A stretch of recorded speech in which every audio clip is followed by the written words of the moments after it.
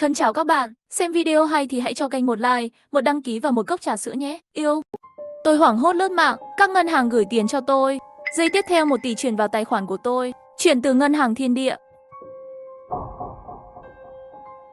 Tài khoản 6668 của bạn nhận tiền lúc 17 giờ ngày 16 tháng 8. 1 tỷ, số dư 1 tỷ 2.3181 đồng 6 xu 2. Khách hàng tặng quà cưới, tự nguyện tặng. Chuyển từ ngân hàng Thiên Địa. Nhìn thấy tin nhắn trong nháy mắt tôi liền kết luận. Đây là tin nhắn giả mạo mà bạn thân gửi cho tôi, bởi vì chỉ có hắn biết số dư thẻ ngân hàng của tôi chụp ảnh gửi cho cô ấy. Công nghệ đen đâu ra vậy? Cũng có thể giả mạo thành số nhắn tin hắn không trả lời.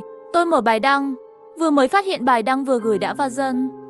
Chỉ trong vài phút, tin tức đã là 99 cộng. Bình luận đều đang hóng, sau đó tôi cảm thấy buồn cười. Gửi ảnh chụp màn hình trong khu vực bình luận. Tiếp theo đến rồi, khu vực bình luận vui vẻ bùng nổ ngay lập tức. Đến 3 lần xác định là 9 cái không. Đó là 1 tỷ, cười chết, là người quen. Cho đùa chuyển vào ngân hàng hóa ra là ngân hàng Thiên Địa. Có thể là chuyển đến là tiền xu. Chỉ mình tôi, bạn cảm thấy người nhắn tin rất không thích hợp sao? Tiền xu cũng có thể dùng để đùa. Giây tiếp theo, một bình luận mới đã thu hút sự chú ý của tôi. Chủ nhà đừng tâng bốc nữa, đây không phải là trò đùa. Nhanh chóng mở ngân hàng, xem trước đó có thanh toán không. Số tiền lớn như vậy rất có thể là chuyển tiền danh nghĩa. Có người muốn kết hôn với bạn, tôi sửng sốt. Bạn ơi, bạn đùa à? Cư dân mạng mở lời trước tôi. Ha ha ha, nhìn này, có một người đàn ông trung thực ở đây. Một nói rồi cũng phải chuyên nghiệp đi. Làm sao tiền giấy có thể lưu thông ở đây? Chuyển thẻ ngân hàng, chẳng lẽ âm phủ cũng là quét mã thanh toán? Người chủ không phải là người nhắn tin sao? Nhìn thấy những câu trả lời này tôi thở phào nhẹ nhõm. Đang muốn trả lời vài câu, WeChat nhắc nhở nhưng bật lên. Là tin nhắn bạn tôi trả lời. Cái quái gì thế? Tôi không gửi cái này. Lưng hơi lạnh. Tôi vội vàng mở WeChat. Cô ấy lại gửi tin nhắn đi họp. Tối nay tôi lại phải tăng ca. Tôi bình tĩnh, tâm thần run rẩy bắt đầu mở ứng dụng ngân hàng. Chỉ một cái hoảng sợ. Người đó nói đúng. Không phải trò đùa của ai. 1 tỷ đang yên lặng nằm trong tài khoản của tôi. Não trống rỗng. Tôi quay lại bài đăng. Bình luận của ông chủ được xếp hạng nhất. Một tòa nhà cao tầng được xây dựng bên dưới. Rất nhiều người đều yêu cầu tôi mở ảnh chụp màn hình ứng dụng. Đấm vào mặt hắn đi. Tôi cắn chặt môi gửi hình ảnh đi. Cô nói đúng. Đã thanh toán rồi. Tôi phải làm gì bây giờ? Lượng bình luận tăng vọt. Tôi đã thấy gì? Vô tình mở, vận rồi rút lui. Chuyện quái gì đây? Không phải là chủ nhà đã thương lượng xong rồi đâu. Phân tích trên lầu có lý. Hình ảnh này nhìn từ khóe mắt là số ảo. Tất cả đều sai. Trái tim tôi như tê liệt. Không thể quan tâm đến những bình luận kỳ lạ này. Muốn trò chuyện riêng tư, nhưng phát hiện ra anh ta đã tắt chức năng tin nhắn riêng tư. Dần tăng lên.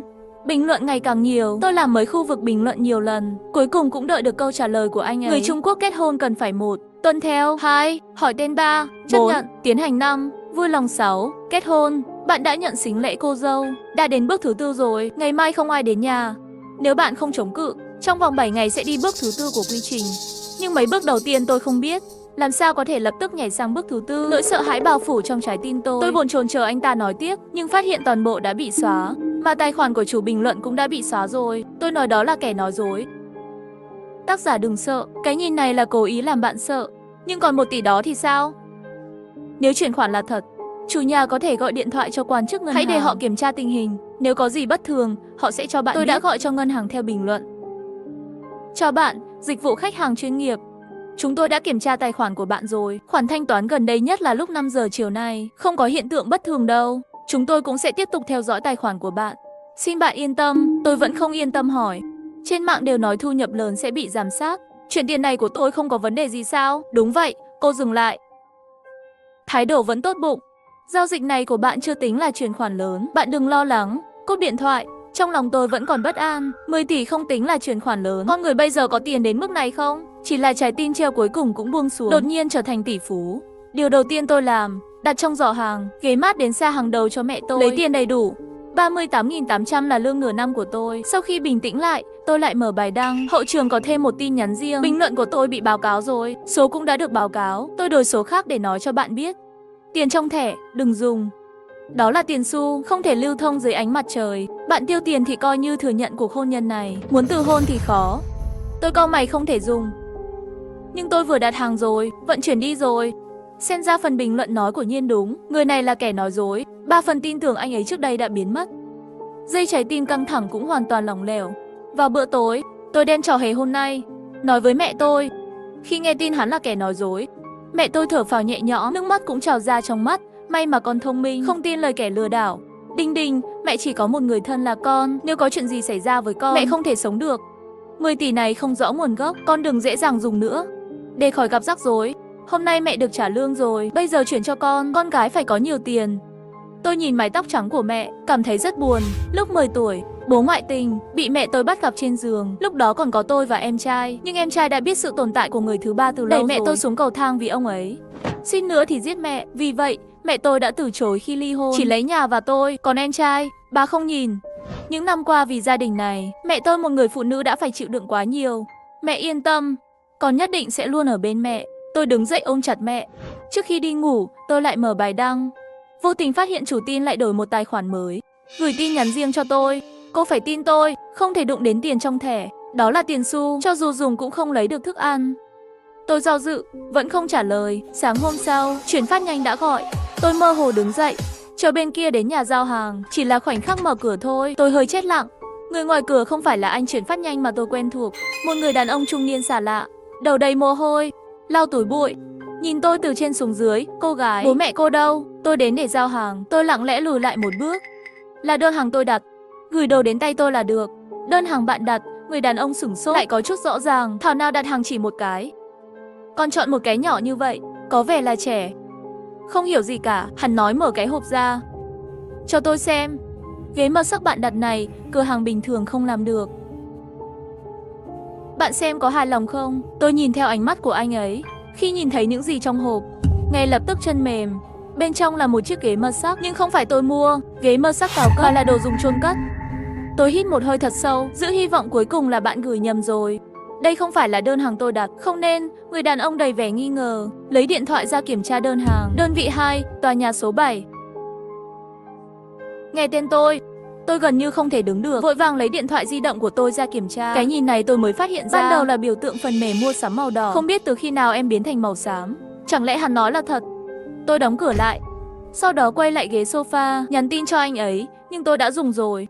Bên kia dây trả lại bạn dùng rồi. Xong rồi, dùng xính lệ cô dâu thì không thể từ hôn được nữa, chỉ có thể dùng cách khác. Bạn cho tôi biết địa chỉ nhà của bạn ngay bây giờ. Tôi đi tìm, tôi gửi địa chỉ cho chủ tin, thêm WeChat của anh ấy nữa. Bây giờ tôi đang ở thành phố khác, sắp đến nhà bạn rồi, bạn nhớ nhé. Hôm nay không ai đến nhà cưới vợ, đừng để ai vào nhà. Càng không thể uống nước Phúc mang đến. Nếu không ngày cưới nhất định tôi cũng không cứu được bạn. Kiên trì cho đến khi tôi đến nhà bạn. Nhất định phải kiên trì. Chủ tin nói xong thì không có tin tức gì. Tôi không buồn ngủ, ngồi trên ghế sofa. Gần trưa, có tiếng gõ cửa. Tôi đầy sợ hãi, cắn chặt môi không dám phát ra một chút âm thanh. Bên kia thấy gõ cửa, lại gọi tên tôi là Đình Đình. Mở cửa ra. Giọng nói quen thuộc làm tôi thở phào nhẹ nhõm. Tôi cẩn thận đi đến cửa, nhìn mắt mèo để kiểm tra người bên ngoài cửa. Quả nhiên là bố tôi. Lúc trước 2 căn nhà trong nhà mua ở cùng một tầng, sau khi bố mẹ ly hôn, chia đôi. Vì vậy, bây giờ chúng tôi sống đối diện với cha và em trai. Cha tôi dường như nhận ra sai lầm của năm đó, luôn thay đổi cách thức để làm hài lòng tôi và mẹ tôi. Bây giờ cũng vậy. Tôi mở cửa, hắn cười, mở ra đưa cho tôi một cái túi. Đình Đình, 2 ngày trước bố đi công tác, nhìn thấy chiếc váy này đặc biệt hợp với con, mua lại cho con rồi. Con nhanh thử xem có đẹp không. Quần áo là hàng hiệu, đắt tiền. Tôi cầm lấy túi xách. Bố có một người bạn tốt, con gọi dì là dì Vương, nhớ không? Dì Vương trưa nay đến nhà ăn cơm. Dì ấy nói đã lâu không gặp con, nếu không con đến đây cùng dì ăn cơm. Khi tôi nghe điều này, trái tim tôi nhảy lên. Dì Vương này tôi có ấn tượng. Lúc nhỏ mỗi lần gặp nhau, hắn nhìn tôi với ánh mắt kỳ lạ, còn luôn nói những thứ như âm dương. Chúa ơi, chẳng lẽ người mai mối trong miệng chủ tin chính là dì Vương? Tim đập càng lúc càng nhanh. Tôi bóp chặt túi quần áo, hoàn toàn từ chối không được. Hôm nay con có việc, không đi nữa. Bố rất tiếc. Cũng không ép buộc tôi, để tôi đóng cửa lại. Tôi ngồi trên sofa, mở WeChat một lần nữa để gửi tin nhắn cho chủ tin. Hôm qua bạn nói kết hôn cần quy trình 6 bước. Tôi nhận xính lệ cô dâu đã là bước thứ 4 rồi, nhưng tôi không biết gì về 3 bước đầu tiên. Chuyện gì vậy? Và cái gọi là người mai mối này, đặc điểm là gì? Làm thế nào tôi có thể nói? Chỉ là tin nhắn này được gửi đi thôi, vẫn là đá chìm xuống biển. Tôi thở dài, trong lòng đã là một mớ hỗn độn. Giây tiếp theo, bên ngoài cửa truyền đến âm thanh nhập mật khẩu. Tim tôi đập thình thịch, đang tìm cách trốn. Mẹ tôi bước vào, Đình Đình. Trong tay cô ấy cầm mấy hộp đóng gói. Tôi biết con ở nhà mà. Hôm nay mẹ ở công ty cũng không yên tâm cho con, đặc biệt về ăn cơm với con, mang cho con súp sườn. Uống khi còn nóng đi. Tôi cảm động, vội vàng lấy hộp đóng gói. Súp sườn hơi lạnh rồi, trên đó có một lớp dầu màu vàng nhạt. Mẹ tôi đưa tôi cái thìa, mong chờ nói Đình Đình, mau uống đi, đây là mẹ đặc biệt mang cho con, thử xem nó thế nào. Tôi gật đầu. Đang chuẩn bị uống, âm báo điện thoại di động đột nhiên vang lên. Là tin nhắn mà chủ tin trả lời. Xin lỗi, tôi quên nói với bạn điều này. Không có đặc điểm gì cả, chỉ có thể dựa vào chính bạn để phân biệt. Thông thường để không gây nghi ngờ, tất cả đều nằm trong chế độ ăn uống. Đặc điểm là màu sắc là màu vàng nhạt. Màu vàng nhạt, tay tôi run lên, không tự chủ được nhìn về phía bát canh sườn kia. Thịt lợn rõ ràng là màu trắng, lớp dầu trên xúc sườn này, tại sao lại là màu vàng nhạt? Không đợi tôi nghĩ nhiều, tin tức của chủ tin lại gửi đến rồi. Bởi vì người thân chú ý đến mệnh lệnh của cha mẹ. Không quan trọng bạn có biết hay không, nếu một phụ huynh đồng ý, kết hôn là có thể thành công. Vì vậy, bạn phải cẩn thận với cha mẹ của bạn. Đừng xem nhẹ. Cái thìa trong tay tôi không cầm chắc, rơi xuống đất phát ra âm thanh rõ ràng. Khoảnh khắc tiếp theo, đột nhiên bên tai có tiếng mẹ tôi. Khác với sự dịu dàng thường ngày, lúc này giọng nói của bà ấy lạnh lùng và u ám. Con nhìn cái gì vậy? Cơ thể tôi run rẩy, chụp một cái tắt màn hình điện thoại di động. Sau đó cứng ngắc quay đầu lại không có gì, mẹ tôi trông bình thường, dường như không nhận ra có gì đó không ổn với tôi. Quay người vào bếp, miệng vẫn không ngừng cằn nhằn, đến giờ ăn thì ăn cơm ngon. Đừng luôn nghĩ đến việc chơi điện thoại, cuộc sống trẻ không đều đặn. Vài năm nữa cơ thể suy sụp sẽ biết lợi hại. Tôi ngồi ở chỗ cũ, không tự chủ được nhìn chằm chằm vào mẹ tôi. Nhịp tim nhanh hơn một chút, tiếng vọng trong đầu. Tất cả đều là tin nhắn từ chủ tin. Cuộc sống của cha mẹ, hắn nói. Nhiều năm sống một mình với tôi. Tôi muốn dành cả trái tim cho mẹ tôi. Có thể là người đó không? Suy nghĩ lộn xộn, tôi không thể quay lại trong một thời gian dài. Mẹ tôi nấu cơm, đi ra cau mày, vẫy tay trước mặt tôi. Nghĩ gì vậy? Sắp ăn cơm rồi. Tôi không tự nhiên, luôn không chạm vào bát canh sườn kia.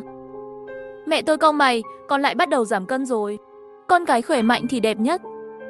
Đừng giảm cân.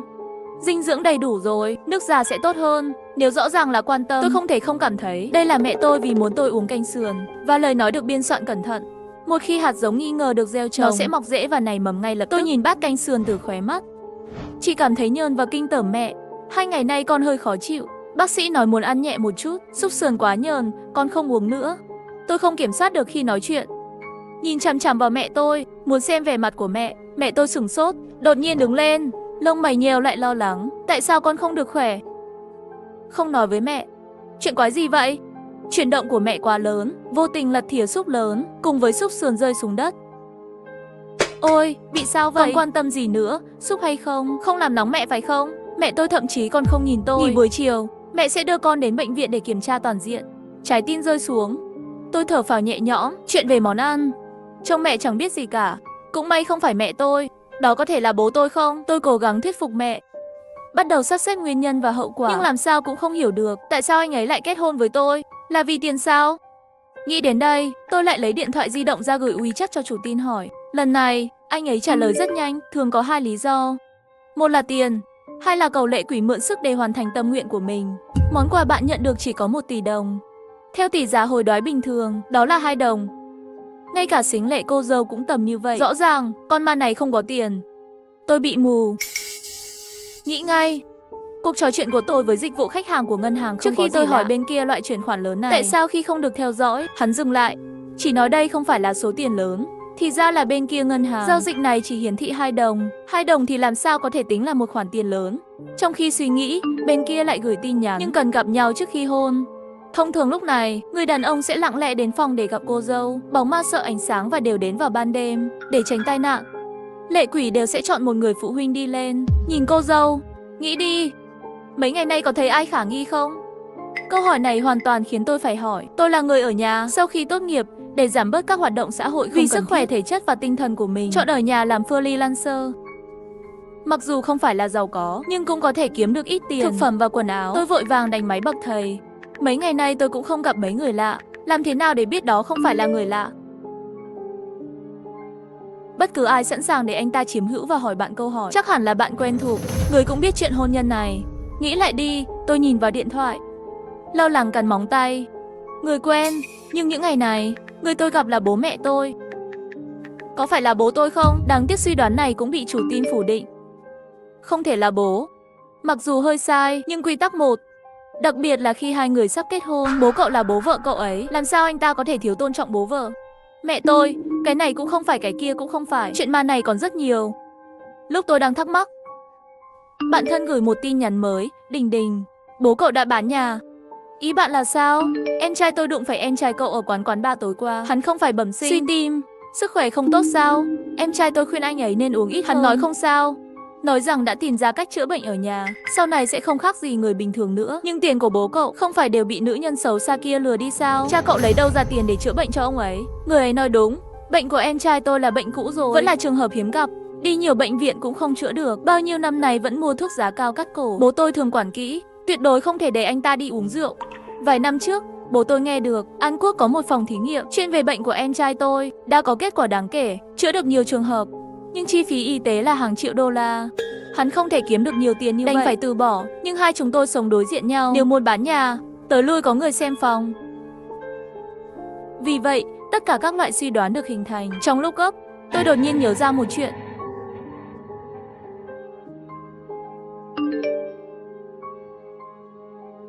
Xem đi, em trai cô vẫn là em rể của tên khốn đó. Ma quỷ chiếm hữu trên người hắn cũng sẽ không làm cô nghi ngờ. Nhưng tại sao cô lại nghĩ đó là hắn? Ngay cả đánh chữ cũng không đúng. Hai chúng tôi chưa bao giờ có quan hệ tốt. Hắn cũng đi theo. Một cái miệng là hỏi chuyện riêng của tôi. Chị đã từng yêu khi còn học đại học chưa? Không ngủ với anh ta chứ? Hắn nói thô lỗ, không đợi tôi nói, rồi bị mẹ tôi mắng một trận. Mày nói cái gì vậy? Cậu nghĩ mọi người đều theo cậu? Hai cha con không biết xấu hổ như chị nhau. Gái của cậu là cô gái ngoan ngoãn nhất. Thấy mẹ tôi tức giận, nhưng ánh mắt vẫn luôn ở trên người tôi. Lúc đó tôi không nghĩ nhiều, như một con rắn độc ngưỡng mộ con mồi. Đó không phải ánh mắt của em trai tôi. Tôi gửi ảnh chụp màn hình lịch sử trò chuyện với bạn thân cho chủ tin. Chúa cho tôi biết tất cả những suy nghĩ của tôi. Trên hộp trò chuyện luôn hiển thị bên kia đăng nhập. Sau một thời gian dài, tin nhắn từ chủ tin mới gửi đến. Tôi hiểu rồi, gia đình bạn muốn bạn kết hôn, thì ra là muốn mượn quỷ lực lấy mạng đổi mạng. Bệnh của em trai dường như không thể chữa khỏi. Thay vì mất tất cả, để mở rộng một khả năng, miễn là bạn có thể kết hôn thành công, có thể chuyển sang em trai của bạn. Như vậy em trai người tự nhiên sẽ sống sót. Bạn hơi đáng thương, cả nhà chỉ yêu em trai chứ không yêu bạn. Nhìn thấy tin nhắn này, tôi lập tức phản bác, đừng nói nhảm nữa. Có thật không? Bạn không thấy sao? Mẹ cô bề ngoài mắng em trai, thật ra là đang trả lời câu hỏi của anh ta sao? Tôi sửng sốt vì chuyện năm đó, bao gồm cả bí mật nhất là chủ tin nói đúng, mẹ tôi đã gián tiếp trả lời câu hỏi của em trai tôi. Vậy mẹ tôi cũng có vấn đề sao? Hắn cũng muốn tôi đổi mạng. Không đợi tôi trả lời, tin tức mới của chủ tin lại đến rồi. Cô nên chạy đi. Người mai mối không thành công sẽ đến nhà lần nữa. Nếu lần này bố mẹ cô có mặt, không cần uống nước. Hôm nay là lễ hội âm dương, cửa ma mở lúc 5 giờ chiều. Nếu không chạy, chú rể của cô sẽ đến tìm anh. Lời nói của anh ấy khiến tôi sợ. Không kịp nghĩ, tôi lấy điện thoại và ví tiền ra. Thang máy dương ở tầng 1. Tôi nhìn điện thoại. Thời gian chính xác là 16:58. Trái tim tôi hạnh phúc, đã làm xong rồi. Sau khi chạm vào thang máy, bên tai đột nhiên có tiếng mở cửa. Tôi vô thức quay lại, tim ngừng đập. Một khuôn mặt to nhờn và kinh tởm đang ở trước mắt tôi, nhìn chằm chằm vào tôi. Khoảng cách quá gần, tôi thậm chí có thể nghe thấy tiếng thở gấp của nó. Cơ thể tôi như bị nhiễm trì. Ngay sau đó, em trai tôi mở miệng tấn công tôi với những câu hỏi của hắn. Chị gái thân yêu của tôi buộc phải bình tĩnh lại. Hắn không biết tôi đã biết kế hoạch của chúng, miễn là tôi hành động tự nhiên một chút. Vậy, tôi liếc nhìn hắn ta như thường lệ. Quan tâm tôi đi đâu? Em trai tôi không tức giận. Không sao đâu. Được rồi, tôi không quản được. Nhưng chị nên nhanh lên, bởi vì bố mẹ hôm nay sẽ mời dì Vương đến nhà ăn cơm. Vừa rồi đã lên thang máy rồi, có lẽ là sợ tôi không tin. Hắn còn đem tin nhắn trò chuyện trong tay lắc trước mắt tôi. Tôi nhận ra khuôn mặt của mẹ tôi chỉ trong nháy mắt. Và tin nhắn bà ấy gửi: con trai, chúng ta lên thang máy rồi. Tôi không kịp nghĩ, quay lại và lao vào hành lang. Vừa chạy vừa nhanh chóng suy nghĩ biện pháp đối phó. Nhà tôi ở tầng 18, tôi không phải Flash, không thể chạy vào thang máy. Bố mẹ tôi vừa lên tầng 10, nếu họ lập tức đi thang máy xuống tầng 1 chặn tôi lại, tôi không thể trốn thoát. Sau một số suy nghĩ, tôi quay đầu chạy về phía mái nhà để tránh có người gặp tai nạn trên mái nhà. Không có cầu thang lên mái nhà, muốn lên chỉ có thể dẫm lên vòi cứu hỏa, nắm lấy đường ống và leo lên. Cũng chính vì thế, mọi người đều biết không lên được, gần như quên mất nơi này. Và tôi cũng là mấy năm trước tình cờ lên một lần. Từ đó, nơi này trở thành căn cứ bí mật của tôi. Bình thường khi áp lực lớn thì đi hòng gió, tôi nhanh chóng leo lên. Nhưng trong khoảnh khắc hai chân rơi xuống đất, tôi nghe thấy một tiếng cười quen thuộc và kiêu ngạo. Ha ha ha ha ha, tôi đã nói rồi, nó nhất định sẽ đến đây. Tôi cứng ngắc ngẩng đầu lên. Khốn kiếp, là 4 người tôi không muốn gặp nhất. Dì Vương và em trai tôi. Lúc này 4 người họ chặn tôi lại, ngăn cản tôi chạy trốn. Em trai tôi không thể biết được, toàn thân thịt mỡ đều theo đó cười lớn. Trong miệng hắn phát ra tiếng bất ngờ. Chị ơi, cắn chặt răng rồi. Sao không nói chuyện? Nó nhìn tôi một cách sảng khoái. Không phải chị tự tin khi bỏ chạy sao? Cố gắng hết sức để sống. Cảm giác này rất khó chịu phải không? Tôi không để ý đến hắn ta, tôi chỉ nhìn mẹ tôi. Tôi không hiểu, khi bố ngoại tình, rõ ràng chỉ có tôi kiên định đứng về phía mẹ. Nhiều năm như vậy, tôi đã cố gắng hết sức để đóng vai một cô con gái ngoan, quan tâm và hiểu biết, không bao giờ để mẹ có chút lo lắng nào. Chúng ta sống bên nhau 10 năm, hôm nay, ba lại vì người đã từng bỏ mặc bà như một chiếc giày, muốn đích thân đưa tôi đi. Nước mắt thất vọng, tranh nhau lao ra ngoài. Tôi nghẹn ngào hỏi tại sao. Mẹ tôi mở mắt ra, Đình Đình, đừng trách mẹ. Mẹ cũng không có cách nào, bố con đã già rồi. Một đại gia đình chỉ có một đứa con duy nhất của em trai. Con cũng biết về em trai con. Nếu con không cứu nó, hương hỏa trong nhà sắp bị đứt rồi. Tôi cười nhạo. Bố tôi thở dài, Đình Đình, đi xuống đi. Họ đi phía trước, để em trai nhìn chằm chằm vào tôi ở phía sau. Tôi lau khô nước mắt, lén lấy điện thoại ra gửi tin nhắn cho chủ tin. Đại sư, khi nào ngài sẽ đến? Làm ơn nhanh lên, nếu không họ sẽ lập tức đưa tôi đi. Khi tin được gửi đi, điện thoại tôi cũng đổ chuông. Sau đó tôi nhận được câu trả lời của chủ tin, tôi đến rồi. Ngay sau lưng chị ơi, tôi như rơi vào hang băng, không thể tin được quay đầu lại. Em trai tôi rất tự hào, giữ lịch sử trò chuyện nhìn chằm chằm vào mắt đậu xanh. Chị ơi, chị đang đợi em sao? Tại sao chủ nhân lại biết mọi thứ về tôi như vậy? Tại sao lại nói ra câu nói kỳ lạ đó? Bạn hơi đáng thương. Lý do rất đơn giản, bởi vì anh ấy là em trai tôi.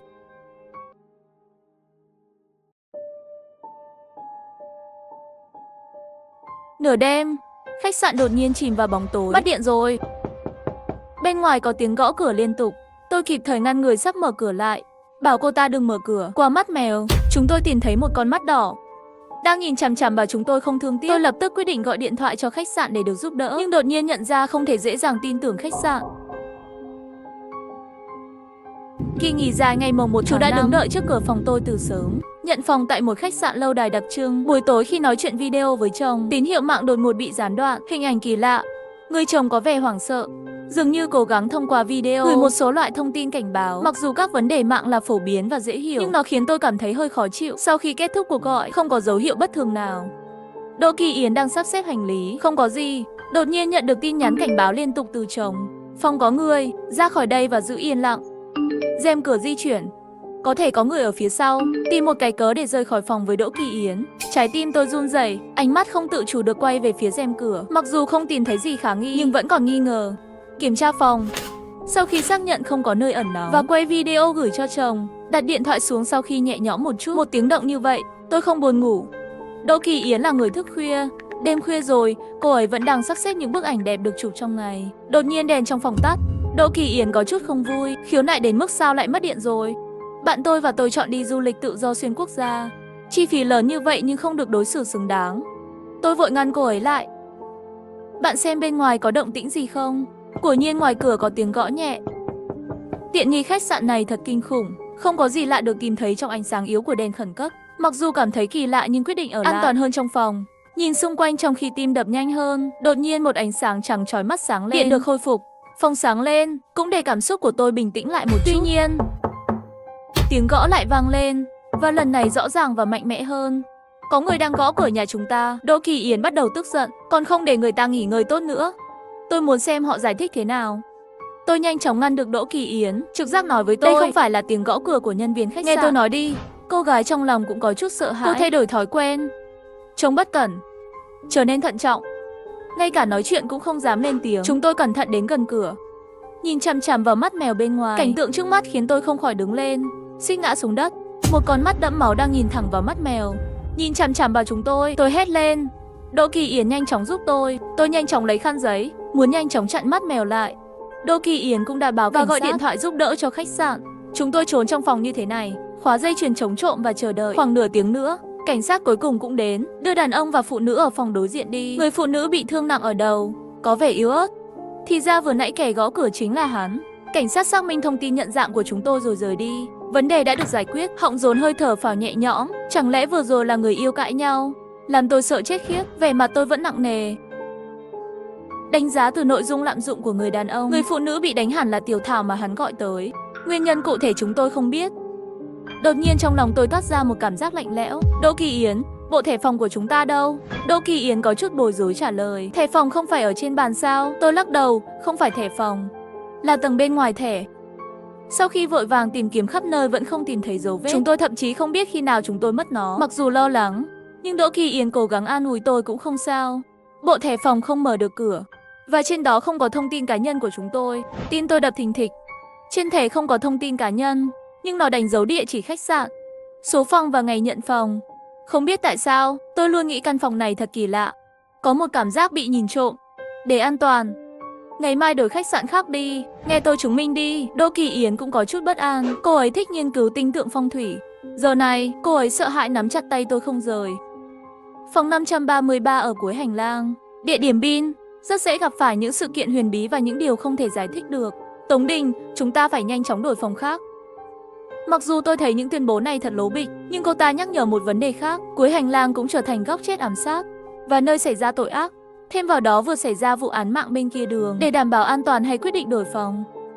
Khi gọi cho quầy lễ tân để hỏi, lời nói tiếp tục bận rộn trạng thái âm không ai. Để giữ bình yên cho đêm, chỉ có thể đích thân đến quầy lễ tân để xử lý trước khi mở cửa. Thêm vào đó vừa xảy ra vụ án mạng bên kia đường. Nhìn ra ngoài, cô nhìn mấy giây cũng không rời đi. Tôi hỏi cô ấy quan sát xong chưa? Không được, lấy cho cô ấy một cái ghế ngồi xuống từ từ xem. Cô ấy nói với vẻ bối rối, một mảnh mờ sáng. Cái gì cũng không thấy rõ ràng đâu. Lưng tôi lạnh buốt, toàn thân toát mồ hôi lạnh. Nhanh chóng kéo Kỳ Yến cùng nhau ngồi xổm xuống, dựa vào cửa. Kỳ Yến không biết chuyện gì đã xảy ra, còn muốn nói, bị tôi che chặt miệng, bảo cô ta giữ im lặng. Tôi nhặt lại khăn giấy và nhét nó trở lại mắt mèo. Trong lòng dâng lên một cảm giác không tốt. Đột nhiên Đỗ Kỳ Yến hỏi bên ngoài có ai không. Chúng tôi bám vào cửa, lắng nghe hành lang, nhưng không nhận thấy bất kỳ âm thanh nào. Tôi trao đổi ánh mắt với Đỗ Kỳ Yến, lùi lại, cho đến khi cách xa cửa phòng có một khoảng cách, mới dám nói chuyện nhẹ nhàng. Đỗ Kỳ Yến ôm ngực, thì thầm hỏi, chuyện gì đã xảy ra? Bên ngoài có ai không? Rõ ràng là không nghe thấy bất kỳ âm thanh nào. Tim tôi đập nhanh. Thực ra tôi cũng có những nghi ngờ. Bạn có biết mắt mèo ngược không? Chỉ cần thay đổi kính khách quan bên trong mắt mèo và kính gỗ, trình tự có thể thực hiện chức năng chuyển đổi. Từ bên ngoài có thể nhìn thấy tình hình bên trong phòng. Vì vậy, bạn sẽ chỉ nhìn thấy ánh sáng mờ, không thể quan sát tình hình bên ngoài. Ngón tay Kỳ Yến hơi run, giọng nói nghẹn ngào, không thể nào. Không phải vừa rồi còn có thể nhìn thấy hành lang sao? Tôi sợ, hạ giọng và giải thích. Bây giờ có công nghệ gương soi, không cần mắt mèo. Đặt gương phản hồi trực tiếp bên ngoài, có thể đạt được hiệu quả tương tự. Sợ hãi làm cho đồng tử Kỳ Yến đột nhiên giãn ra, gần như rơi nước mắt. Ý bạn là ai đó vừa nhìn trộm chúng ta bằng kính soi? Tôi nắm chặt hai tay của Kỳ Yến. Cho dù bên ngoài có người hay không, để được an toàn, hãy gọi cảnh sát trước. Nhưng khi chúng tôi lấy điện thoại ra, nhưng ngạc nhiên khi thấy không có tín hiệu. Đây không phải là một nơi xa xôi. Tại sao lại mất tín hiệu? Từ khi nào? Mất tín hiệu, trái tim tôi càng bối rối. Còn Đỗ Kỳ Yến thì cố gắng liên lạc với khách sạn bằng điện thoại cố định. Bảo khách sạn báo cảnh sát, yêu cầu họ cử người đến kiểm tra tình hình. Tôi đã ngăn cô ấy lại và cảm thấy không thể giải thích được. Trong chuỗi sự kiện kỳ lạ này, khách sạn cũng có thể liên quan. Khách sạn có thể có vấn đề. Đừng dễ dàng tin tưởng họ. Sau khi thương lượng, chúng tôi quyết định nói dối khách sạn để che giấu sự thật. Thế là chúng tôi gọi cho quầy lễ tân, báo cáo tài chính bị đánh cắp trong hành lý. Đỗ Kỳ Yến cố ý xé khăn giấy bị kẹt trong mắt mèo và yêu cầu khách sạn báo cảnh sát xử lý. Trước khi cảnh sát đến, chúng tôi sẽ không rời khỏi phòng hoặc chấp nhận các sắp xếp khác. Tôi không tiết lộ điện thoại bị mất sóng. Trường hợp không thể báo cảnh sát, không đề cập đến khả năng có những kẻ nhìn trộm bên ngoài. Nếu khách sạn cũng là đồng phạm, tiết lộ thông tin này sẽ tự cắt đường sau. Rất nhanh khách sạn trả lời rằng đã báo cảnh sát xử lý rồi và giải thích đường dây điện thoại và nguồn điện phòng đang sửa chữa và không ổn định lắm. Giọng nói của quầy lễ tân vừa bị ngắt kết nối. Lúc này Kỳ Yến thở phào nhẹ nhõm. Khách sạn chắc là không sao chứ? Có lẽ chúng ta hiểu lầm rồi. Khách sạn đang được sửa chữa và sự cố mất điện được khôi phục nhanh chóng. Hành lang cũng yên tĩnh, không cảm thấy có ai ở gần. Hơn nữa, mắt mèo đó có lẽ chỉ là ảo giác của tôi thôi. Xong, lấy hết dũng cảm, cô lại đi kiểm tra mắt mèo ở cửa. Cẩn thận mở khăn giấy, nhìn chằm chằm vài giây rồi cắm lại. Sau đó ra hiệu cho kê với tôi, Tống Đình. Không có ai bên ngoài, mắt mèo bình thường. Chúng ta sẽ ở trong phòng và chờ cảnh sát đến. Họ có thể xem camera an ninh, kiểm tra xem có ai đi qua cửa không. Nhưng trong lòng tôi vẫn còn hoài nghi, khách sạn có thực sự báo cảnh sát không? Có thể là đang lừa dối chúng tôi không? Tất cả những điều này có lợi gì cho họ? Suy nghĩ lộn xộn, tôi không thể hiểu được. Vì vậy, tôi và Đỗ Kỳ Yến cùng nhau sắp xếp ngăn chặn ai đó đột nhập. Chúng tôi di chuyển ghế sofa nhỏ đến cửa để chặn. Mặc dù có dây chuyền chống trộm, nhưng tôi vẫn không cảm thấy an toàn. Có người dùng dây cao su có thể dễ dàng mở dây chuyền chống trộm. Vì vậy, tôi đã làm theo những gì tôi học được trực tuyến. Treo hai móc treo trên dây chuyền chống trộm và tay nắm cửa. và nhét chặt các khe hở của chuỗi chống trộm bằng khăn giấy. Lúc này mới cảm thấy yên tâm một chút. Đột nhiên, một ý nghĩ khủng khiếp bỗng nhiên xuất hiện. Ở đây có thể được trang bị camera lộ kim không? Tôi luôn cảm thấy như mình đang bị theo dõi. Đỗ Kỳ Yến cũng giật mình, không thể nào. Đã kiểm tra khi vừa nhận phòng rồi, không tìm thấy gì bất thường. Hơn nữa hai cô gái chúng tôi đều mặc quần áo khi ngủ. Không có gì đáng để quay. Lần đầu vào phòng, Đỗ Kỳ Yến kéo rèm cửa và tắt đèn. Cô ấy quét toàn bộ căn phòng bằng máy ảnh gốc, không có dấu hiệu phản chiếu. Nhưng bây giờ, camera thường được nâng cấp lên chế độ không phát sáng, trong trường hợp này không thể phát hiện được.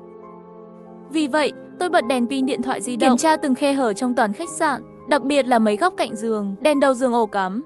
Những nơi như tivi và cửa thoát khí điều hòa đã kiểm tra cẩn thận rồi, không tìm thấy dấu hiệu phản chiếu của ống kính. Đã gần 10 phút rồi, sao cảnh sát vẫn chưa đến? Trong lòng rất lo lắng, mà Đỗ Kỳ Yến cũng có vẻ lo lắng, đi đi lại lại trong phòng. Tôi có thể thấy tâm trạng của cô ấy cũng rất tệ. Khi khuyên cô ta ngồi xuống và chờ đợi, tôi vô tình dán rèm cửa kéo lên, lưng tôi lạnh buốt. Trong đầu hiện lên tin nhắn của chồng. Phòng có người, ra khỏi đây và giữ yên lặng. Rèm cửa di chuyển, có thể có người ở phía sau. Càng nghĩ về nó, tôi càng cảm thấy có gì đó không ổn. Không có kẻ trốn trong phòng. Vậy chồng nhìn thấy gì? Chẳng lẽ anh ta nhìn nhầm rồi? Tôi đã nói với Đỗ Kỳ Yến mối quan tâm của mình. Đỗ Kỳ Yến xem tin nhắn của chồng, trên mặt hiện lên một lần sợ hãi. Chúng ta nhìn nhau, tôi chuẩn bị mở rèm cửa lần nữa. Cô gái thì giơ chậu hoa trên bàn lên, chuẩn bị tấn công. Khi tôi mở rèm cửa, tôi sợ hãi liên tục lùi lại, một mình ngồi ở trên giường. Cô ấy thấy phản ứng của tôi, trong cơn hoảng loạn, vứt bỏ chậu hoa và bỏ chạy. Tôi đặt gương xem, trên tường là một chiếc gương toàn thân. Vừa rồi là bị chính mình trong gương làm cho sợ hãi. Tôi mới thở phào nhẹ nhõm, nhìn thấy cô bạn đã chạy đến cửa. Tinh thần của tôi tốt trở lại. Đỗ Kỳ Yến, tôi mong cô cứu tôi. Không ngờ cô chạy nhanh hơn ai hết. Chuyện gì vậy? Phản ứng của cô làm tôi sợ chết khiếp. Tôi cũng vô thức bỏ chạy. Không sao đâu, đó là một tấm gương. Chẳng lẽ chồng nhìn thấy là chiếc gương đằng sau rèm cửa?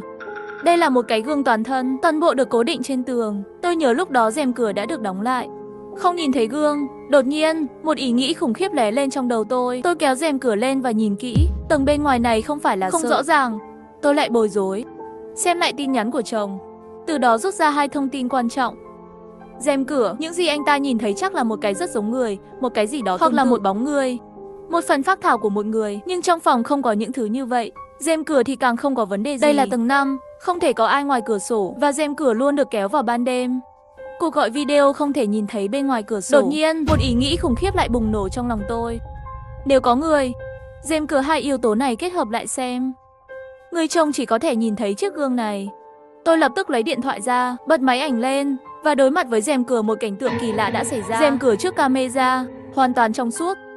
Tôi lập tức sợ đến mức sụp xuống đất. Loại kịch bản này ngay cả tiểu thuyết cũng không xuất hiện. Nó xảy ra trong thực tế. Bây giờ công nghệ có phát triển như vậy không? Tôi không biết. Cô bạn mạnh mẽ, hãy đến và giúp tôi ngay lập tức. Trong ánh sáng mờ ảo, gương có vẻ lạc lõng với căn phòng, như thể bên trong có một đôi mắt nhìn thẳng vào chúng tôi. Mặt nhợt nhạt, mồ hôi lạnh. Song Tinh, bạn nói chiếc gương đó có thể không? Tôi biết anh ấy muốn nói gì. Tôi giữ chặt. Cô ấy run rẩy hai tay nói bạn chờ một chút. Tôi sẽ đi kiểm tra.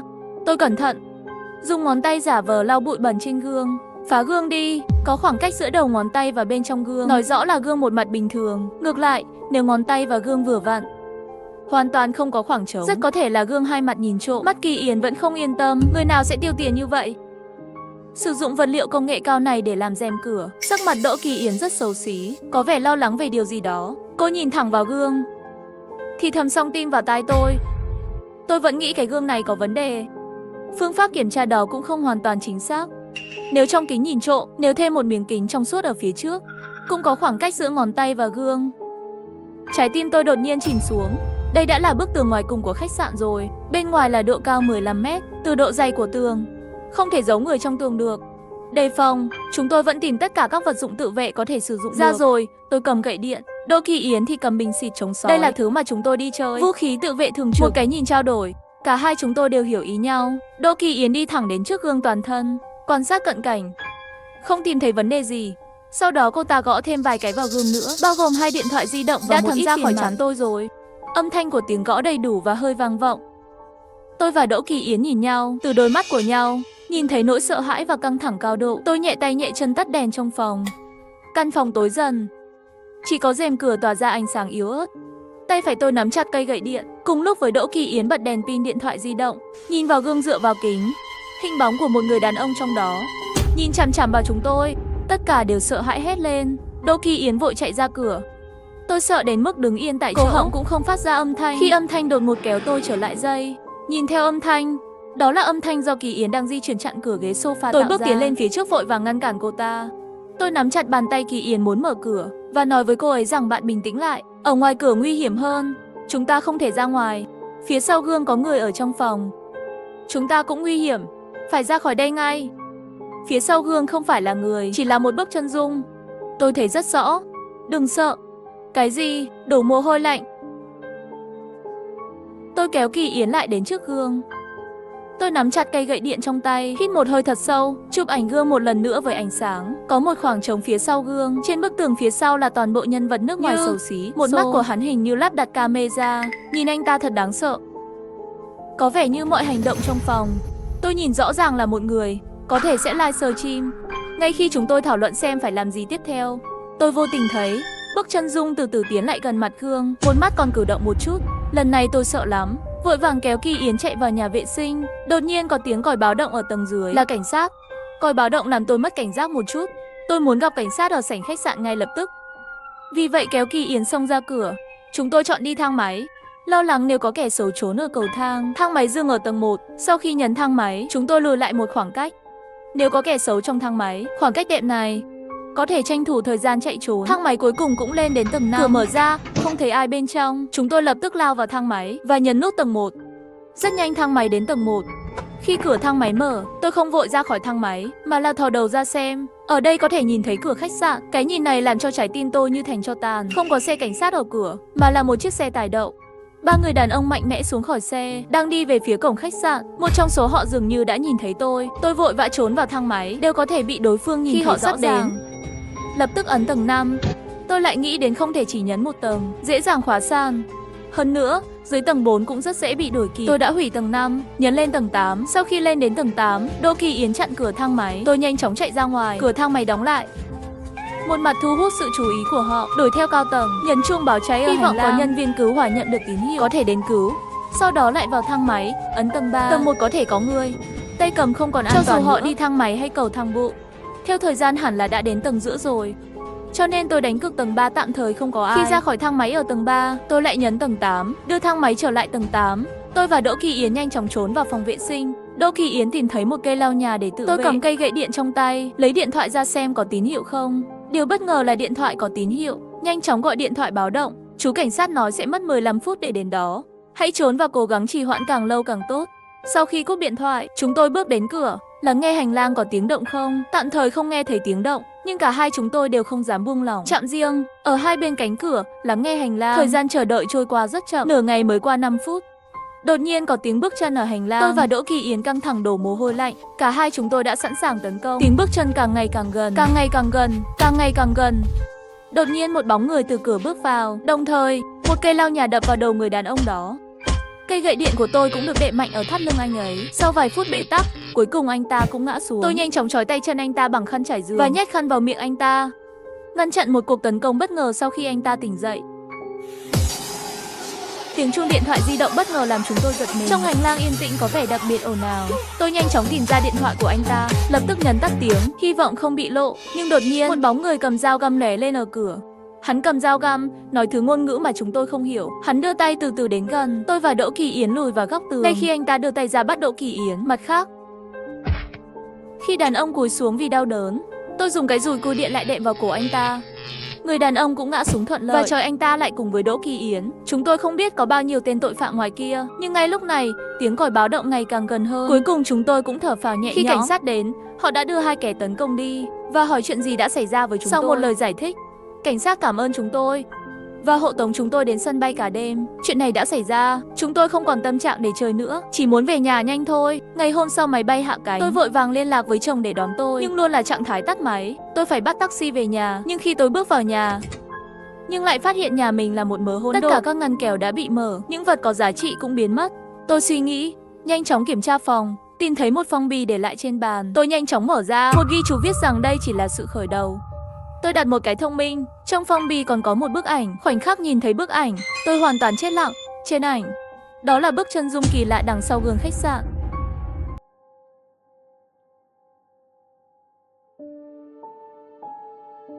Có điều gì đó kỳ lạ đang đến. Tôi bị mắc kẹt trong bệnh viện. Để sống sót phải tuân theo 11 quy tắc sinh tồn của bệnh nhân. Tôi đã tận mắt nhìn thấy một người vì anh ta đã xáo phạm bị xuyên qua bụng một cách kỳ lạ ngay tại chỗ nước ép dưa hấu bắn tung tóe. Ở trên có 2 quy tắc sai.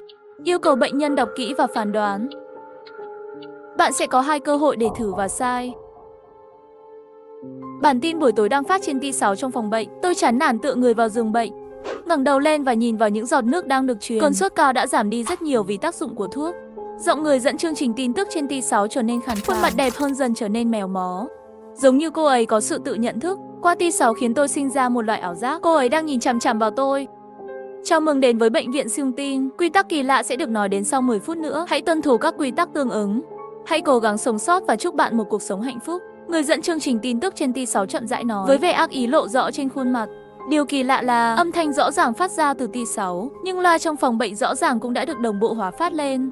Ngay đến cả trong xó xỉnh cũng không bỏ qua. Cô ấy vừa nói xong, cánh cửa bệnh viện đóng sầm lại, giống như một cái miệng khổng lồ chỉ có thể vào mà không thể thoát ra. Hơn nữa chúng ta là con mồi của trong bụng của nó. Và có một mảnh giấy kỳ lạ xuất hiện trên bàn. Tôi cầm nó lên một cách nghi ngờ. Có một vết bẩn màu nâu không rõ trên đó, khiến người khác rất dễ liên tưởng đến nước ép dưa hấu đã bị khô. Quy tắc bệnh nhân.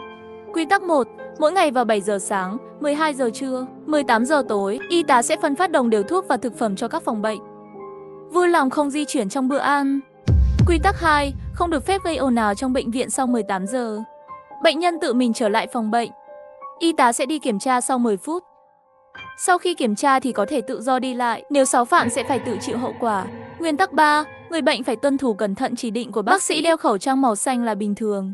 Nếu bạn nhìn thấy một bác sĩ đeo khẩu trang màu đỏ ở hành lang, xin hãy tránh xa nhanh và xin y tá gần nhất một lọ thuốc nhỏ mắt. Nhỏ vào mắt. Quy tắc 4. Tất cả các phòng vệ sinh trong bệnh viện đều không có gương. Quy tắc 5. Khi gặp nguy hiểm, có thể nhấn vào nút màu đỏ trên giường bệnh. Chúng tôi sẽ giúp bạn.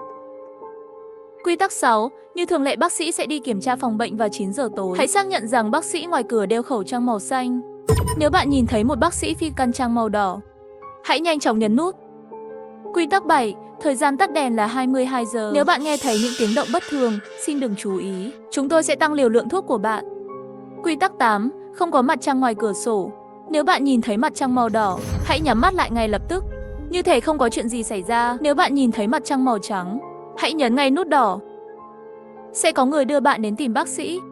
Bác sĩ sẽ đưa ra gợi ý chữa bệnh hợp lý. Quy tắc 9. Mỗi phòng trong bệnh viện đều là một phòng đơn. Vui lòng không tin bất kỳ ai. Nếu bạn thấy một phòng đôi, vui lòng rời đi ngay lập tức. Thi thể trong nhà xác sẽ có thể di chuyển. Đó là một hiện tượng bình thường. Vui lòng không hoảng loạn. Quy tắc 11. Trong bệnh viện không có động vật. Nếu bạn nhìn thấy một con mèo trắng, hãy uống viên thuốc màu trắng. Có 2 quy tắc sai ở trên. Yêu cầu bệnh nhân phán đoán cẩn thận. Bạn sẽ có 2 cơ hội để thử và sai. Nhưng quy tắc kỳ lạ này đối với giới trẻ ngày nay thì không xa lạ, nhưng nghi ngờ tính chân thực. Tôi cẩn thận đọc lại một lần các quy tắc, chắc chắn rằng đã ghi nhớ từng chữ một cách chắc chắn. Đột nhiên ngoài cửa truyền lại không ít tiếng động. Tại sao điện thoại di động lại không có tín hiệu? Tại sao không thể thực hiện cuộc gọi được? Đây là cái gì? Tại sao cửa bệnh viện lại đóng? Đây là sự hạn chế quyền tự do cá nhân, là bất hợp pháp. 2 người ở ngoài đang tranh cãi trước cửa phòng bệnh, thu hút được sự chú ý của rất nhiều người. Tôi rút đầu kim ra, kiễng chân lên, lặng lẽ đi đến cửa. Người lên tiếng là một người đàn ông mặc vest và đi giày da, khoảng 40 tuổi, râu da xồm xoàm. Người còn lại cũng mặc áo bệnh nhân giống tôi, là một người phụ nữ. Anh ấy đang la hét, sắc nét và khắc nghiệt. Bệnh viện có nghĩa là gì? Tôi không quan tâm đến quy tắc kỳ lạ. Bây giờ tôi muốn về nhà. Ai cũng không có quyền. Lời nói vẫn chưa xong, có một cái lỗ xuyên qua bụng. Nước dưa hấu róc rách như sông. Đột nhiên một bàn tay duỗi ra từ bụng. Chúc mừng bạn đã xáo phạm quy tắc, không được phép gây ồn ào trong bệnh viện sau 18 giờ. Cơ thể cô y tá bị biến dạng. Các khớp dường như đã bị gãy, xương bàn tay hướng ra ngoài, hình dáng cơ thể cũng lớn hơn so với người bình thường. Đồng phục y tá dính đầy nước dưa hấu của cô gái tóc nhuộm đỏ một vùng rộng lớn. Đôi mắt cô ấy chợt nhìn chằm chằm vào tôi. Tôi có thể thấy rõ ánh đỏ rực bao phủ trong mắt cô ấy. Tôi sợ quá vội rụt đầu lại, run rẩy. Tôi liếc nhìn chiếc đồng hồ trên cổ tay, hiển thị 18 giờ 5 phút. Không thể tin đó là sự thật. Người phụ nữ tóc vàng làm ồn và được phác bởi y tá. Quy tắc bắt buộc phải tuân thủ. Vì sự xuất hiện của cô y tá, mọi người bị dọa đến toàn thân run rẩy, lấy tay bịt miệng, tránh phát ra âm thanh. Vẫn còn 5 phút. Mời các vị nhanh chóng trở về phòng bệnh. Cô y tá nở một nụ cười quỷ dị, rút tay lại một cách không thương tiếc. Người phụ nữ tóc vàng ngã xuống như một con diều bị đứt dây, tạo ra âm thanh ngột ngạt. Mọi người ngoài cửa như được giáng một gậy vào đầu, chạy trốn trong hoảng loạn. Không ai muốn trở thành cô gái tóc vàng tiếp theo. Tôi lấy điện thoại ra và xem, quả nhiên không còn tín hiệu nữa. Nhưng tấm rèm bị gió thổi tung, bay cuồng nhiệt trong không trung. Trăng ngoài cửa sổ đỏ như nước dưa hấu. Tôi nhớ các quy tắc số 6, nếu bạn nhìn thấy một mặt trăng màu đỏ, hãy nhắm mắt lại ngay lập tức, như thể không có chuyện gì xảy ra. Tôi lập tức nhắm mắt lại và lau chúng đi, loạng choạng quay lại giường. Đột nhiên có tiếng gõ cửa, tục ngữ nói, gõ 3 lần là người, có 4 lần là ma. Tôi không dám đáp lại, tôi chỉ có thể nằm trên giường, ôm chăn giả vờ ngủ. Mồ hôi từ lòng bàn tay ướt đẫm một góc chăn. Tôi không hề có chút cảm giác nào, chỉ hy vọng người ngoài cửa không tiến vào. Sau một thời gian im lặng đáng sợ, tay nắm cửa quay chậm. Ôi, tôi quên tắt đèn. Mặt tôi bây giờ đầy mồ hôi lạnh, lưng cũng ướt đẫm, dính lên trên. Số 8 dậy ăn cơm. Nghe âm thanh, tôi mở mắt thăm dò. Khi ngồi dậy cánh tay tôi đều đang run. Cô y tá đem ra một cái đĩa, trên đó có một bát cháo và 2 viên thuốc, một màu đỏ và một màu trắng.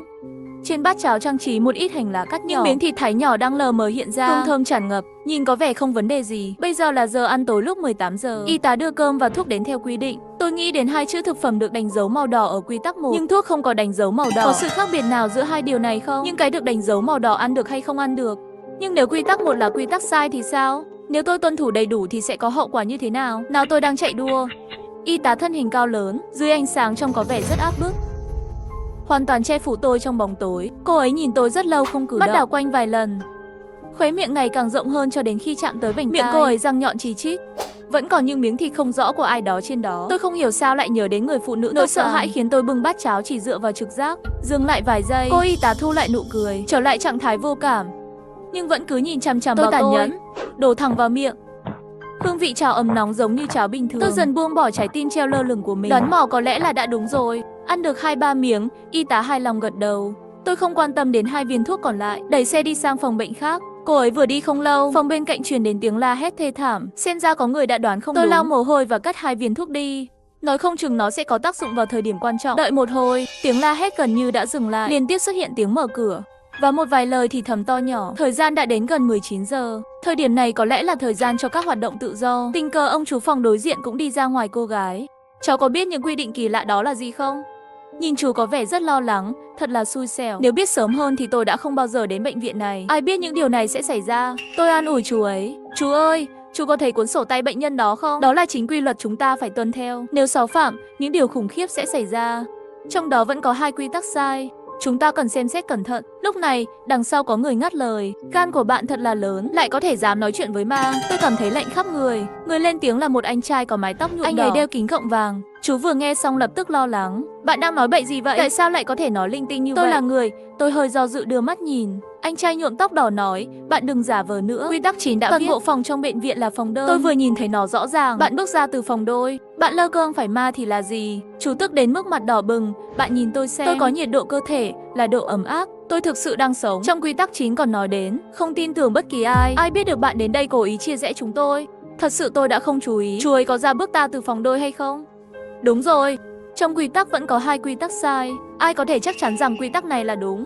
Anh trai tóc đỏ bị sặc đến mức không biết phải nói như thế nào là tốt. Dù sao tôi cũng không tin bạn. Tôi không hiểu sự đối lập giữa hai người. Đang đi trên hành lang để tìm kiếm manh mối.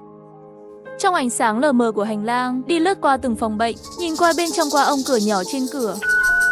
Bạn là ai và tại sao bạn lại ở trong phòng của tôi? Một người đàn ông sợ hãi đến mức hét lên. Còn bạn là ai? Đây là phòng của tôi. Bạn nhanh chóng ra ngoài. Đừng nghĩ sẽ làm hại tôi. Đây là phòng đôi.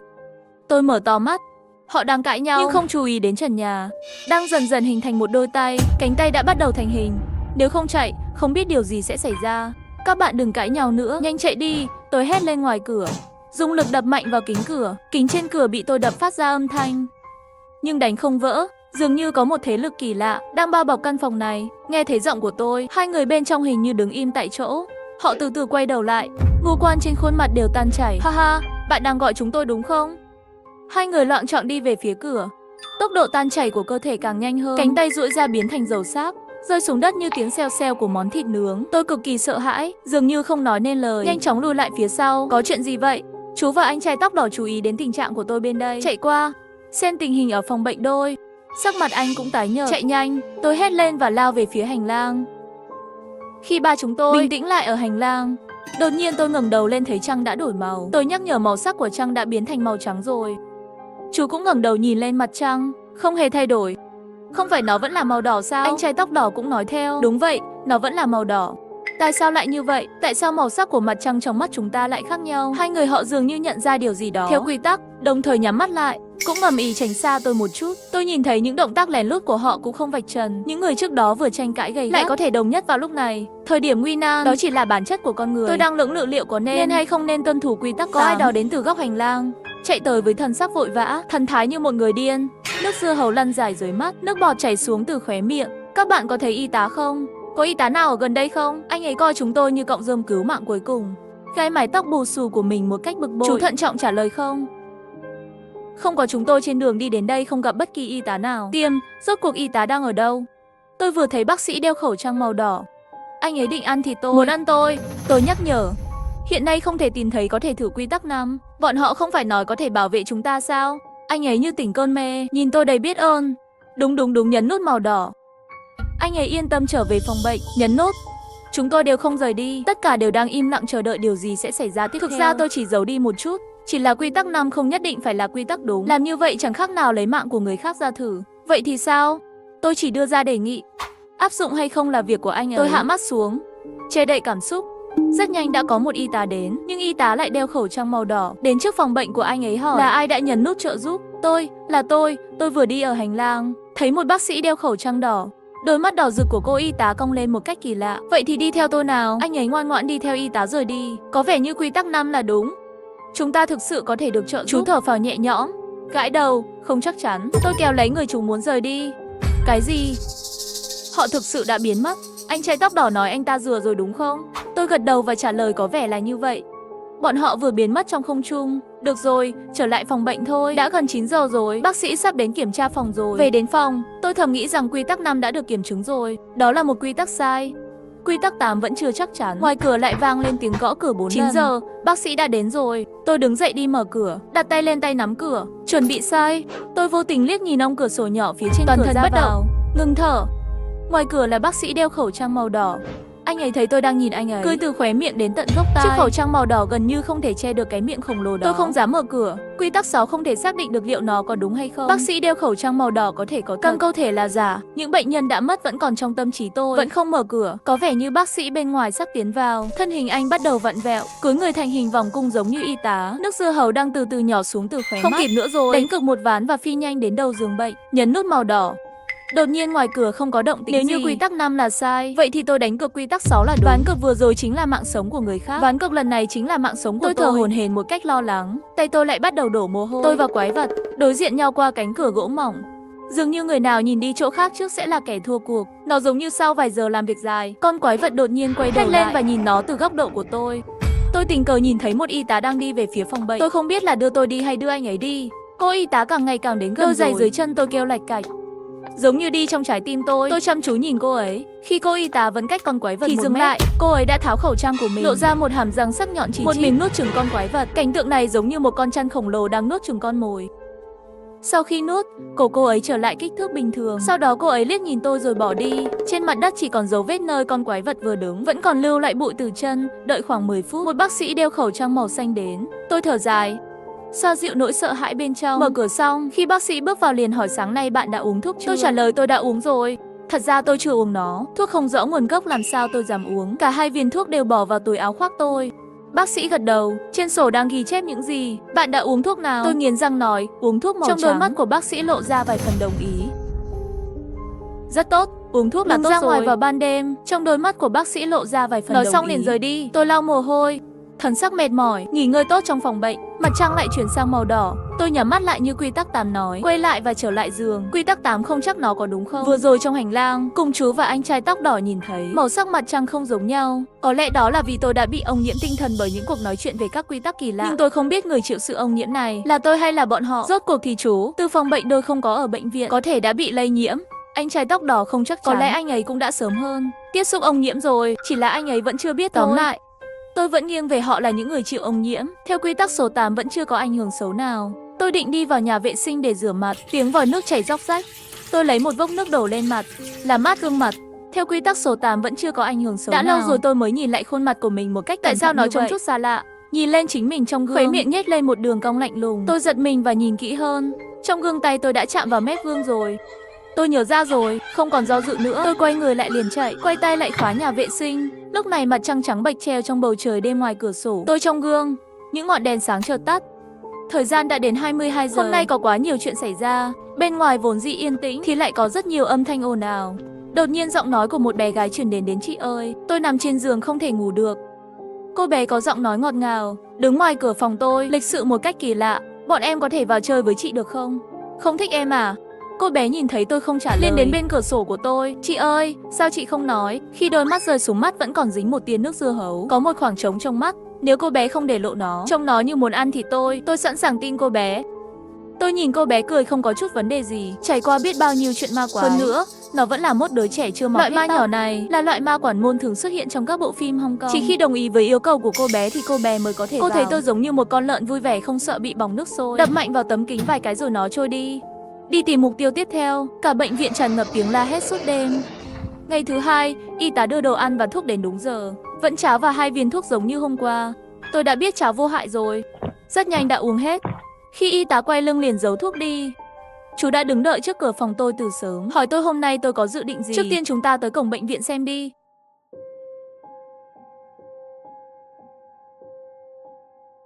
Gần đây xảy ra vụ án liên hoàn. Kẻ giết người vẫn còn trốn. Xin vui lòng đóng cửa ra vào và cửa sổ. Đừng ra ngoài vào ban đêm. Lúc này có người gõ cửa. Hung thủ trốn ở nhà bạn. Mở cửa ngay. Tôi nghe thấy phía sau tủ quần áo bị chậm rãi đẩy ra. 11 giờ đêm, tôi nằm trên giường lướt điện thoại. Tối nay mưa to lắm. Tôi hơi sợ sống một mình. Bật tivi làm âm thanh nền. Gần đây xảy ra vụ án liên hoàn. Kẻ giết người vẫn còn trốn. Xin vui lòng đóng cửa ra vào và cửa sổ. Đừng ra ngoài vào ban đêm. Giọng nói của phát thanh viên phát ra từ tivi. Tin tức về vụ án này mỗi ngày phát sóng mấy lần. Tôi mở khu vực bong bóng xanh. Trong nhóm có người gửi tin nhắn là hộ gia đình của 402. Tôi đã gặp anh ấy vài lần. Là một thế hệ thứ hai giàu có. Hình đại diện là mê Bắc. Tính cách rất thẳng thắn. Các cậu nghe chưa? Buổi chiều có người báo cáo nói là đã nhìn thấy hung thủ ở gần khu nhà. Nhưng cảnh sát đã kiểm tra cả buổi chiều, không tìm thấy gì cả. Khu phố này là khu phố tôi sống. Cư dân 401 cũng nhanh chóng nói chuyện. Nghe nói cung cấp thông tin thì thường 500 triệu. Tôi sống ở 301.401. Ở trên lầu là một cô gái nhỏ nhắn. Hình đại diện là một đôi giày cao gót. Mỗi lần gặp cô ấy đều đi giày cao gót. Điều phóng đại nhất là ở nhà cũng không cởi. Xem trong nhóm không có tin tức gì khác. Tôi đang định bỏ cuộc. Ngoài cửa lại vang lên tiếng gõ cửa. Tiếng gõ cửa rất nhanh. Trong đêm mưa này nghe thật đáng sợ. Tôi đi chân trần đến cửa. Tiếng đập cửa vẫn tiếp tục. Tôi từ từ đến gần mắt mèo. Nhìn thấy một người đàn ông mặc đồng phục cảnh sát đứng bên ngoài. Là cảnh sát sao nửa đêm cảnh sát lại đến nhà tôi. Bên ngoài, người đàn ông đó dường như biết tôi đang đứng trước cửa. Tôi hét lên, tôi là cảnh sát. Kẻ giết người đã vào nhà bạn, mở cửa ngay. Nghe xong câu này, tôi sợ quá. Điện thoại suýt rơi, giờ tôi đang đứng ở cửa. Phản ứng đầu tiên của não là mở cửa chạy ra ngoài, nhưng đặt tay lên nắm cửa. Tôi đột nhiên cảm thấy có chút kỳ lạ, đột ngột ngừng động tác mở cửa. Tôi đã thấy tin tức tương tự trên mạng. Bọn tội phạm giả làm cảnh sát để lừa nạn nhân mở cửa. Nhân cơ hội tấn công. Đây là một phòng ngủ 60 m². Ở nhà một ngày, nếu có ai đó, làm sao tôi có thể không phát hiện ra. Sau lưng tôi có một tiếng động lạ. Mặc dù trời mưa to, âm thanh cũng rất nhẹ, nhưng tôi vẫn nghe thấy. Đó là khi tôi mở tủ quần áo. Mỗi ngày đều nghe được âm thanh. Da đầu tôi nổ tung. Trong nhà thật sự có người. Gần như chỉ là một khoảnh khắc. Tôi xoay người chạy vào nhà vệ sinh bên cạnh, đóng cửa lại. Dùng cây lau nhà chống cửa một lần. May mà đây là khu phố cổ. Nhà vệ sinh dùng cửa gỗ rất chắc chắn, tương đương với bảo vệ tốt. Tiếng mở cửa tủ quần áo bên ngoài ngừng lại. Trên sàn gỗ của nhà tôi, tiếng bước chân của một người. Tiếng bước chân rất chậm, rất nhịp nhàng. Dừng lại trước nhà vệ sinh. Tiếng gõ cửa bên ngoài vẫn chưa dừng lại. Tôi gần như không dám thở. Giữ tường và đứng sau cánh cửa. Ban đầu tôi cứ tưởng sẽ nghe thấy tiếng cửa nổ. Không ngờ vài phút sau, bên ngoài không còn âm thanh gì nữa. Tiếng gõ cửa không còn nữa. Tiếng bước chân cũng không còn nữa. Lại một lúc nữa, cuối cùng tôi cũng thư giãn. Nhìn xuống đôi chân run rẩy của mình. Nhưng lại phát hiện ánh sáng từ phòng khách chiếu vào. Chỉ có hai bên có, dường như có gì đó đang chặn giữa. Tôi từ từ ngồi xổm xuống, nằm xuống đất xem. Bên ngoài khe cửa xuất hiện một con mắt. Người bên ngoài không đi, hắn cứ nằm ở khe cửa nhìn tôi. Tôi co giò và bỏ lùi lại vài bước, đập đổ chai lọ trên bàn giặt. Tôi nhìn chằm chằm vào ánh sáng dưới cửa. Ngay sau đó, người đàn ông rời khỏi cửa. Nhưng tôi không thể chắc chắn rằng anh ấy đã rời khỏi cửa. Nếu rời khỏi nhà tôi, chẳng phải những người khác cũng gặp nguy hiểm sao? Tòa nhà tôi sống này có tổng cộng 5 tầng, một tầng 2 hộ, tầng 1 chỉ có bảo vệ. 501 là một người đàn ông độc thân. Hình đại diện là màu đen tinh khiết, các tầng khác đều có 2 hộ. Tổng cộng có 8 người. Tôi lập tức mở nhóm cộng đồng. Hàng xóm, vừa rồi có một người mặc đồng phục cảnh sát gõ cửa nhà tôi, nói rằng kẻ giết người của chương trình truyền hình hàng loạt đang trốn ở nhà tôi. Chưa nói xong, trong cộng đồng lập tức dấy lên một hồi âm. Chị gái có sao không? Tình hình thế nào? Có muốn chúng tôi đi giúp bạn không? 202. Có một cô gái đeo kính. Ảnh đại diện là ảnh nhận dạng, thường gặp ở cầu thang. Người rất lịch sự, nhẹ nhàng. Tôi thấy rất nhiều người không ngủ. Trong lòng không thể giải thích được, yên tâm rất nhiều. Tiếp tục đi. Sau khi cảnh sát nói xong, tôi nghe thấy tiếng động trong tủ đồ của tôi. Nhanh chóng trốn vào nhà vệ sinh. Giờ tôi ổn. Không phải chứ? Cậu không mở cửa cho cảnh sát, cậu chạy vào nhà vệ sinh. Loại căn hộ của chúng tôi hẳn là giống nhau. Nhà vệ sinh ở cạnh cổng, chỉ có một cửa sổ rất nhỏ, không có lối thoát sau khi bạn vào. Nói đúng. Giờ tôi không còn đường lui, chỉ có một cửa nhà vệ sinh. Tôi không chắc đó có phải là cảnh sát không. Không biết tại sao, tôi luôn cảm thấy có gì đó không ổn. Phải, nếu là cảnh sát, có thể thông báo cho bạn theo cách khác. Thật quá nguy hiểm khi hét lên như vậy. Tôi sợ quá, tôi vừa gọi cảnh sát. Cho dù bên ngoài là cảnh sát, 2 cái nữa cũng được. Tôi có thể thấy hắn đang sợ hãi, nhưng có người báo cảnh sát là được rồi. Hắn sợ là chuyện bình thường. Nó ở ngay trên nhà tôi. Nếu thật sự là xã hội đen, sống ở chính dưới lầu là tên là 201. Giày cao gót 401 trên lầu. 302 đối diện với tôi là nguy hiểm nhất. Ngoài 401 giày cao gót, 2 người kia sao không nói gì? 201, 302 có ở đây không? Nếu có nhớ đóng cửa sổ. Tôi nói xong câu này, 201 cuối cùng cũng ra trả lời. Những gì anh ấy nói đã gây sốc cho tất cả chúng tôi. Mở cửa ra, tôi đây. Cái gì? Da đầu tôi tê dại.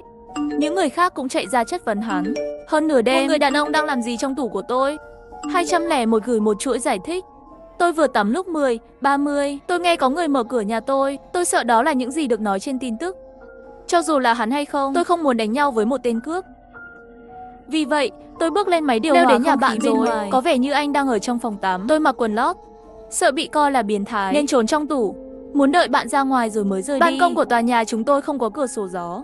Bạn có thể bước lên máy điều hòa không khí vài bước đến nhà người khác, nhưng nó không dễ dàng, đặc biệt là vào ban đêm. Chỉ có những người sống ở đây để biết nơi ở trong bóng tối. Nói như vậy hình như cũng có chút lý. 402 mê Bắc phân tích, tên côn đồ đó chính là 201. 201 leo lên 301, kẻ tấn công giả dạng cảnh sát gõ cửa phòng 301, muốn bắt cả hai. 402 mê Bắc nói xong, 201 đồng ý với lời của mình, nhưng không ai khác lên tiếng. Vài giây sau, tôi nhận được tin nhắn từ một nhóm khác. Hóa ra là 202 kéo một nhóm nhỏ khác, không có 201 bên trong. Tôi nghĩ có gì đó không ổn với 201. Đúng vậy, 201 hoàng tử nghe thấy có người vào nhà. Đến nhà tôi cũng được. Sao không báo cảnh sát, cũng không nói chuyện với chúng tôi. Hắn bị tôi phát hiện, sau đó cũng không lập tức giải thích. 202 vẫn lén lút bên ngoài cửa nhà vệ sinh.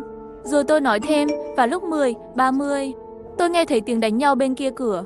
Bầu trời rông bão.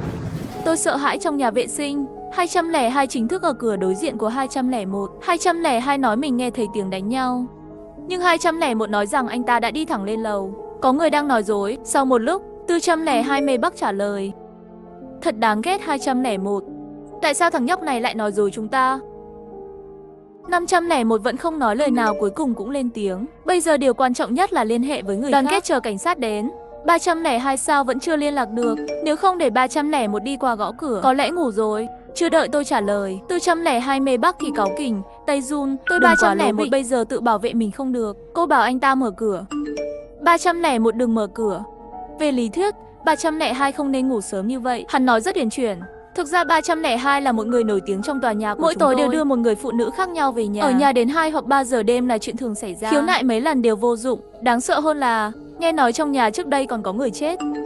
Hiện tại 2 căn hộ hẳn là không có gì. Kẻ tấn công hiện đang hoạt động như một gia đình. Tường ngoài của một căn hộ không thể leo lên được 2 căn hộ. Nhưng còn cô gái đeo kính 202 thì sao? Nếu họ leo lên từ tầng 1. Về chuyện này 202 lại không lo lắng gì. Yên tâm đi. Tầng 1 đến tầng 2 rất cao, không có chỗ đứng. Hơn nữa mấy ngày trước tôi còn lắp một cái lưới chống trộm. Sau khi nghe 2 căn hộ phòng trừng đều yên tâm rất nhiều. 402 mê Bắc gửi một biểu cảm vỗ tay. 202 tiếp tục nói, thảo luận về 201. Đừng nói ra, chúng tôi chờ xem. Cùng lúc nói xong câu này, bên nhóm lớn gửi một tin nhắn. 201, đừng giả vờ nữa, chúng tôi đã biết mới 10 giờ rưỡi rồi. Nhà anh có người đánh nhau, sao anh lại nói dối? Sau khi xem tin nhắn này của anh tôi đỡ đầu nửa ngày không khỏi. Ai biết? 201 nhanh chóng trả lời trong nhóm lớn. Nhà tôi có đánh nhau, chứng tỏ thủ phạm không chỉ có một người.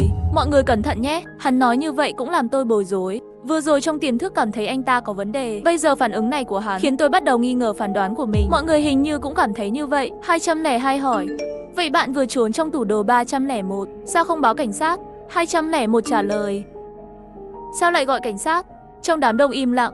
402 mê Bắc trả lời trong nhóm nhỏ: hoàng tử 201 này vẫn còn vấn đề, có kẻ xấu trong tòa nhà. Hắn lại hỏi vì sao phải báo cảnh sát. Lần này 501 đột nhiên mở miệng nói. Hắn hỏi câu hỏi này, thay vào đó, tôi nghĩ anh ấy là 201. 402 mê Bắc cũng phản ứng: cậu nói thế, có phải là chuyện năm ngoái tòa nhà này của chúng ta nhảy lầu không? Cái gì? 501 nhìn tôi, người hỏi lại mất tích rồi. Một lát sau, là 202 đã trả lời tôi: bạn là người mới chuyển đến đây. Tòa nhà của chúng tôi năm ngoái nhảy lầu chết một người. 302 nhảy xuống, hình như là 201 phát hiện trước, không gọi xe cứu thương. Nói xong trong nhóm nhỏ lại im lặng một hồi.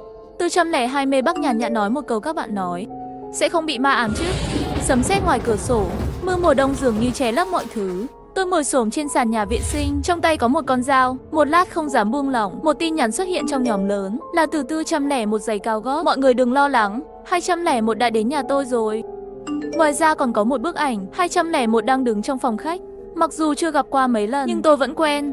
Người này chính là cậu bé 201. Anh ấy mặc một chiếc áo len nữ rồi, bán thân đối mặt với máy ảnh. Thấy người trong tòa nhà tụ tập lại, tôi cũng thở phào nhẹ nhõm. Các bạn chú ý an toàn. Mưa lớn, cảnh sát có thể đến chậm hơn một chút. 402 mê Bắc biết mình đối diện chỉ có 2 người, có vẻ yên tâm hơn rất nhiều. Hiện tại 3 người chúng ta còn sợ. Nếu bọn tội phạm dám đến, tôi thủ sẵn một con dao làm bếp. 401 giày cao gót cũng không còn sợ hãi như trước nữa. Chúng ta nhiều người không cần sợ, nếu không bạn đến tìm chúng tôi đi. 2 hộ là cửa đối diện, nếu mở cửa cùng lúc, chỉ mất 1 hoặc 2 giây.